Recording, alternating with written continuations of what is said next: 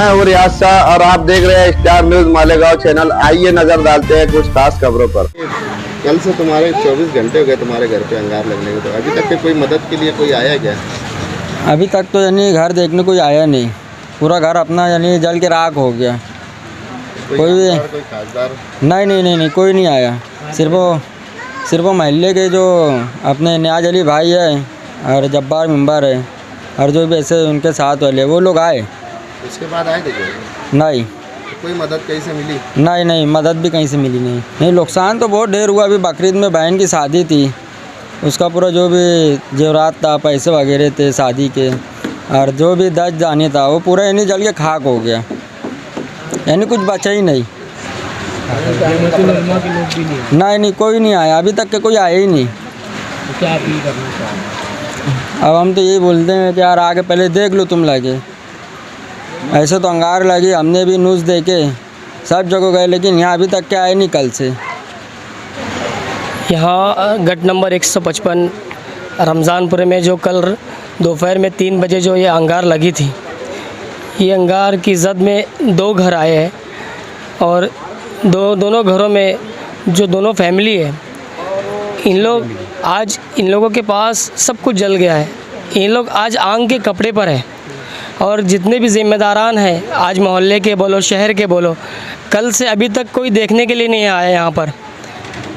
काफ़ी सारे लोगों ने वीडियोस देखे और हमारे मोहल्ले के नियाज अली भाई, जब्बार मेंबर साहब माशाल्लाह लोगों ने कल आए, और बाकी और ज़िम्मेदार जो मालेगांव के हैं, जो सिर्फ फ़ोटो में वीडियो में देख के उनको गैरत नहीं आई ये चीज़ की कि आकर देखा जाए कि आज हमारे अपने रमज़ानपुरे में जो हालात हुए, कल जो मामलात पेश आए, आज इन लोगों के पास अपने कपड़े के अलावा कुछ नहीं बचा है। आज इनके घरों के सामान जल गए, शादी ब्याह के जो इन लोगों के इंतज़ामात थे वो जल गए और कुछ भी नहीं बचा, और कोई भी ज़िम्मेदार देखने के लिए नहीं आया।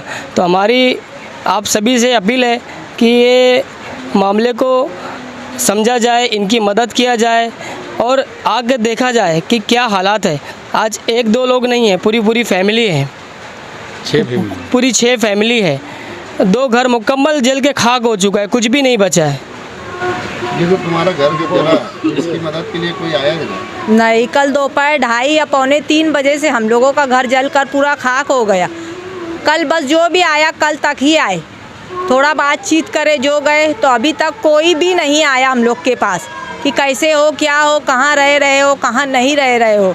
रात भर से हम लोग बच्चे लेकर वैसे ही रोड पर बैठे हुए हैं, खाना नहीं खाए, कुछ नहीं। अभी तक कोई भी नहीं आया। बहन की शादी थी, पूरे जेवरात जल गए, बर्तन भांडे सब खाक में मिल गए, जो भी रुपया पैसा जो भी था सब हम लोग का नस्तो नाबूद हो गया। पर अभी तक कोई हम लोगों की मदद के लिए आया नहीं। तो ये ऐसा कब तक चलेगा भला?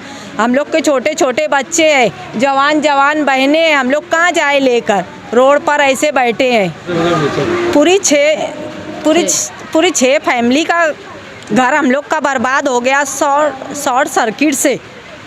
पर अभी तक कोई आया नहीं हम लोग के पास देखने के लिए कि क्या हुआ क्या नहीं हुआ। ये अंगार कैसे लगी तुम्हारी यहाँ पर? रियाज भाई, मैं कल जो है कारपोरेशन गया था, मैं वापस आया तो उस वक्त वो अंगार बहुत बढ़ चुके थे, और अंगार के उस दौरान मैं जब यहाँ मौजूद था, उस दौरान मैं देखा अपने नियाज अली भाई, अपने जब्बार मेंबर, अखिल भाई, ये लोग सब मौजूद थे। और उसके अलावा अंगार इस कदर बढ़ी कि हम लोग काबू नहीं कर पाए, और घर 2 जले, इसमें से मेरा घर है, बाजू में इस्माइल भाई का घर है, और ये 2 घर में 6 फैमिली रहती है। पूरा 6 फैमिली का कपड़ा, बर्तन, सब सामान जल कर राख हो गया। 24 घंटे हो चुके हैं, अभी तक तो कोई आमदार ना जमातुल उलमा वाले कोई अब तक के अब मदद के लिए आया नहीं है। कल 29 मई बरोज़े बुध दोपहर में यही टाइम पे कल अंगार लगी थी। 2 घर जल के पूरी तरह से खाक हो चुके। शहर के सभी समाजी लोग आए, मगर सियासी लोग और जो बड़े बड़े दावे भरने वाले लोग थे यहाँ पर मौजूद नहीं हैं। अब ये 2 घर जले, बाकायदा दिखने में 2 घर है, मगर 6 परिवार यहाँ पर रहते थे और बड़ी तादाद में नुकसान हुए। कपड़े के जो आंग के कपड़े थे बस वही बचे इनके पास। एक घर में बच्ची की शादी थी, शादी के ताल्लुक से 2.25 लाख रुपए इनके पास जमा थे, पूरे दहेज के सामान थे, पूरे जल के राख हो चुके। एक जो घर इनके पास बिस्सी लगती थी, इनके घर की खुद का नंबर था, 1,00,000-1,50,000 रुपए की जो रकम रखी थी पूरी जल गई, और जो घर के पैसे थे वो भी पूरे जल के राख हो चुके हैं, और घर भी पूरी तरह से राख हो चुके हैं। अब घर के अंदर रहने ऐसा कुछ बचा नहीं है। शहर के सभी सियासी लोगों को मैं खुद होके एक सोशल वर्कर होने के नाते मैं खुद एक अपील करा, उनसे फ़ोन लगाया, उन लोग से बातचीत करा। दादा भूसे साहब को फ़ोन लगाया, उनका फ़ोन रिसीव नहीं हुआ। यावर अली को फ़ोन लगाया, उन्होंने बताया कि दादा भूसे साहब बाहर है, वो आएंगे तो उनकी विज़िट कराता, मतलब सिर्फ विज़िट मत कराओ, हो सके तो उनकी कुछ मदद भी कराओ। बंडू काका को फ़ोन लगाया, बंडू काका बाहर है, वो इंशाल्लाह कल के दिन वो लोग भी आ जाएंगे। हमारे मुफ्ती साहब को फ़ोन लगाया जमीयत तरफ से, जो जमीयत हमारे चंदे से चलती है और शहर वाले उसकी मदद करते हैं, उसकी तरफ से कुछ मदद की जाए। मुफ्ती साहब ने बोले कि हम मशवरा करके आते हैं और मदद करते हैं। हम आप शहर के सभी तमामी रज़ा एकेडमी है, सुन्नी जमातुल उलमा है, जमीयत वाले हैं, शहर के एमएलए, आउटर के एमएलए, सेंटर के एमएलए और जो कारपोरेटर यहाँ के, मैं इनसे अपील करता हूँ कि भाई लोग देखो बड़ा नुकसान हुआ है, अपने महल्ले के अंदर नुकसान हुआ है, अपनी बहन की शादी थी, बहन बेटे की शादी समझकर जो आप लोगों से मदद हो सके मदद करें। इनके पास सिर्फ आंख का जोड़ा बचा है और मालेगांव की कंडीशन आप लोगों को मालूम है कि पावरलूम मज़दूर है, यहाँ पर काफ़ी तादादी में गरीबी है। अब इतना बड़ा नुकसान होने के बाद इतना नहीं कि है कि इनके पास कुछ हो जाए, तो आप लोग अगर कुछ मदद करना चाहें तो मदद करें। सिर्फ दावे और झूठे दावे और खोखले वादे ना करें।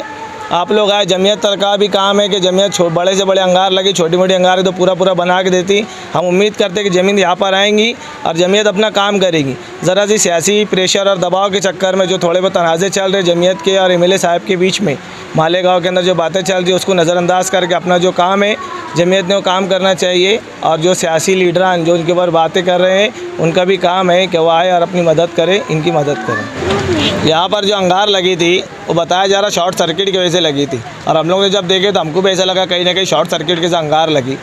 अब एक तो लापरवाही पावर हाउस वालों की इतनी बड़ी है कि कब भी वोल्टेज कम ज़्यादा होता है, ये अंगार लगने के मामले कई हो चुके हैं। और उसके बाद उनकी दादागिरी इतनी है कि ये लोग गए वापस के बोलने के लिए कि हमारे घर में अंगार लगी, हमको मीटर लगाना है, मीटर जल के राख हो चुका है या फिर वायरिंग पूरी जल चुकी है। तो इनको दादागिरी कर रहे हैं और कह रहे हैं कि भाई कोटेशन भरना पड़ेगा, आपको पैसा भरना पड़ेगा, उसके बाद आपका मीटर ये लगेगा और चालू होगा।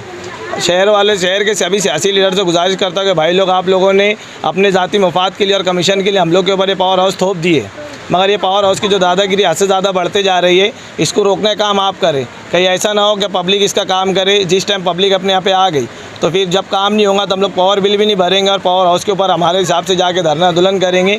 और पावर हाउस के बाद जो भी लैंड ऑर्डर ख़राब होता है तो उसकी जिम्मेदारी सियासी और समाजी लीडरान जो है, जो पावर हाउस से लेते हैं, कमीशन लेते हैं, ये जिम्मेदार रहेंगे। देखो उनकी खुद की ज़ुबानें सुने जो पावर हाउस में गए थे, ये हम वहाँ गए थे, ये पेपर लेके गए थे साथ में, फिर वहाँ कोटेशन का अर्जी दी हमने और बोलते हैं हमको कोटेशन दूसरा भरो और जो वायर लगेगा उसका पैसा भी आपको भरना पड़ेगा।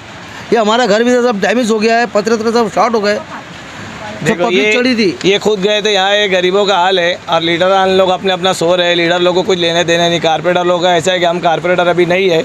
एमएलए का ऐसा है कि मैं शहर का वो एमएलए हूँ और हमारे ये वार्ड के जो एमएलए वो मंत्री साहब है, तो मंत्री साहब ज़्यादातर बाहर रहते हैं। तो मंत्री साहब अगर आप बाहर भी होंगे, आप अगर मेरी आवाज़ सुन रहे होंगे तो आपके जो मानने वाले होंगे, जो आपके वर्कर्स होंगे, उनको भेज के जाके हाल देखें और पावर हाउस में अपना कुछ दबदबा बाकी रखें। अस्सलाम वालेकुम। इस वीडियो को लाइक करें, हमारे चैनल को सब्सक्राइब कर बेल आइकन जरूर प्रेस करें। हम